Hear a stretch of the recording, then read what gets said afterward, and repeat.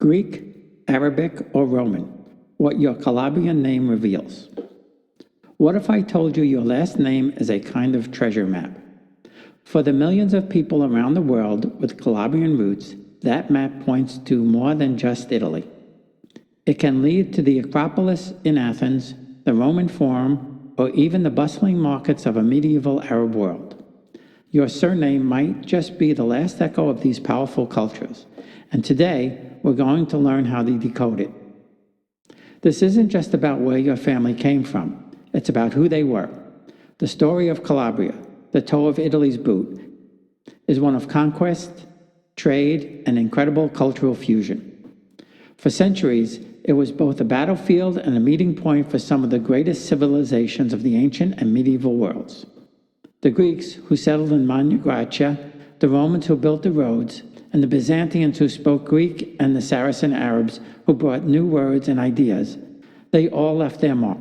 That history isn't gathering dust in museums. It's alive. It's in the local dialects, the food, and it's hidden in plain sight within family names. So, are you descended from Greek scholars, Roman soldiers, or Arab merchants? Let's find out. Our first stop is ancient Greece, because in many ways, Calabria's story begins with them. Starting in the 8th century BC, long before Rome was an empire, Greek colonists established a network of powerful city-states in southern Italy. They called this land Magna Graecia, or Great Greece, and it was a beacon of philosophy, art, and science that rivaled Athens itself. This wasn't a fleeting presence. Greek language and culture dominated the region for centuries, continuing right through the Byzantine Empire. This profound Hellenic influence is etched directly into many Calabrian surnames. Even today, you can find small communities in Calabria known as the Greco people, who speak a dialect that is a living fossil, a direct descendant of Greek spoken here thousands of years ago. It's no surprise then that many of the most common Calabrian surnames are broadcasting this ancient Greek connection. The most obvious, of course, is the name Greco, which literally means the Greek. It might have been used to identify a recent arrival from Greece or someone who followed the Greek Orthodox faith instead of the Latin one. But the clues can get much more poetic. Take the surname Crisanti. It sounds Italian, but its root is the Greek word chrysanthos, meaning golden flower, or the name Lagania, common in the region, which comes from the Greek lakanos, for greengrocer. You can often spot a Greek root by its ending. A peculiar feature of many Calabrian names is the final accented vowel, especially oi. This is the direct inheritance from the Greek. Calabro, an inhabitant of Calabria.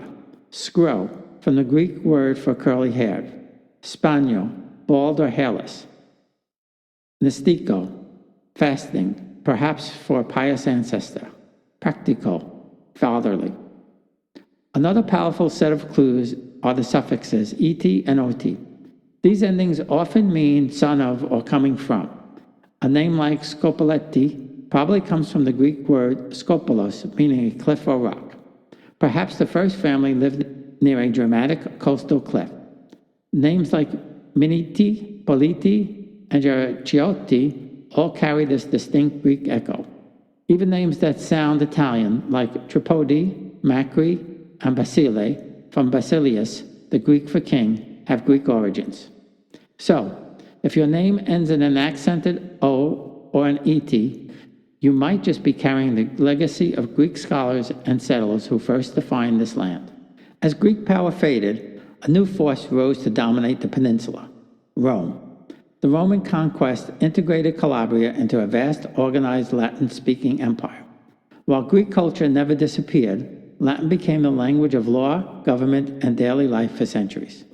This shift created a second great layer in our genealogical map. The Romans were master administrators.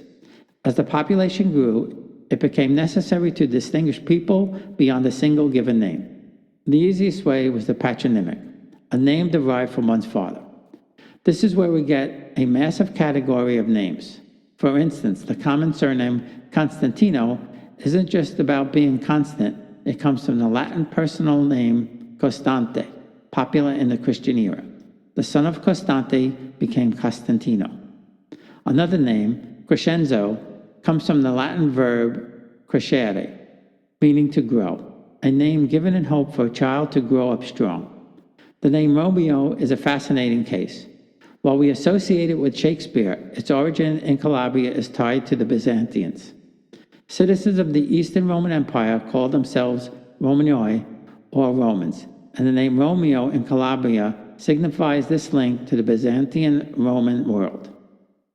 The Romans were also intensely practical, and many names simply describe the person's job. This gives us occupational surnames with clear Latin roots. Ferraro, Faber Ferrarius, the blacksmith, a vital role in any town. Arcuri, this name has a cool dual origin. It might come from the Latin arcarius, a treasurer or tax collector, or it could have a much older Greek origin from arkuda, meaning bear, perhaps a nickname for a strong ancestor.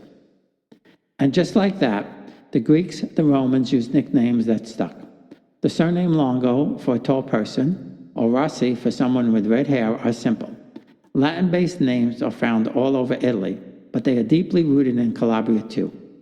The surname Mancuso is particularly interesting. It comes from a Latin term for left-handed, a distinct trait that became a family's identity. Our third layer of history is maybe the most surprising, the echo of the Arab world. For a key period in Middle Ages, from the 9th to the 11th centuries, southern Italy was on the frontier of the Islamic world. Saracens conducted raids and even established small emirates in towns like Amantia and Tropea, while the nearby emirate of Sicily exerted a powerful cultural and economic influence over Calabria.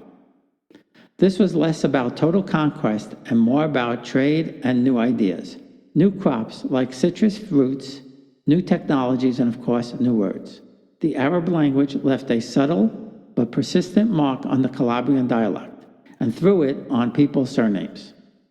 Uncovering these names is like finding a rare coin on a familiar beach. They aren't as common, but they tell a fascinating story. Morabito. This name, found in Calabria and Sicily, comes from the Arabic word morabit. A morabit was a holy man or hermit, suggesting an ancestor who was a respected religious figure. Motafari. This name is believed to derive from the Arabic name Mudafar, meaning victorious. Sometimes the Arabic influence is hidden. The surname Badallah is thought by many to come from the Arabic phrase Abd Allah, for servant of Allah. Place names also became surnames, and some Calabrian towns still show an architectural influence of their time as Arab-controlled centers. A family from such a place might have adopted its name, carrying an Arabic origin forward without even realizing it. These names are a powerful reminder that Calabria was a true Mediterranean crossroads, where a person's identity could be shaped by influences from Europe, Africa, and the Middle East. While the Greek, Roman, and Arab legacies provide the ancient framework, they don't tell the whole story. As society grew more complex, so did surnames. Many fall into broader categories common throughout Italy, but often with a unique Calabrian twist. First, there are the geographical names. If ancestors left their hometown, the easiest way to identify them was from where they came from. So, if you have surnames like Calabria, Cosenza, Reggio, or Tropea, all taken directly from Calabrian places. Next are the occupational names, which paint a vivid picture of a medieval village. We've already met Ferraro, the blacksmith, but you'll also find Sartore, the tailor, Barbieri, the barber, or Pastore, the shepherd. Each name is a snapshot of an ancestor's role in the community. Then there are the nicknames. These are some of the most personal surnames born from a physical trait or personality quirk. We've seen Longo, tall, and Russo, red-haired, but you'll also find Ricci, curly-haired, or Gallo, the rooster, maybe for a proud or loud ancestor. Finally, other cultures left their mark. Albanian communities fled to Calabria in the 15th and 16th centuries to escape Ottoman conquest, bringing their own names. Spanish rule also left its traces, and some names like Talarico may even point back to the Ostrogoths who ruled Italy after the fall of Rome. It shows that a single origin story is often not enough. Calabria is a mosaic, and so are the names. So, what have we learned? A Calabrian surname is far more than just a label.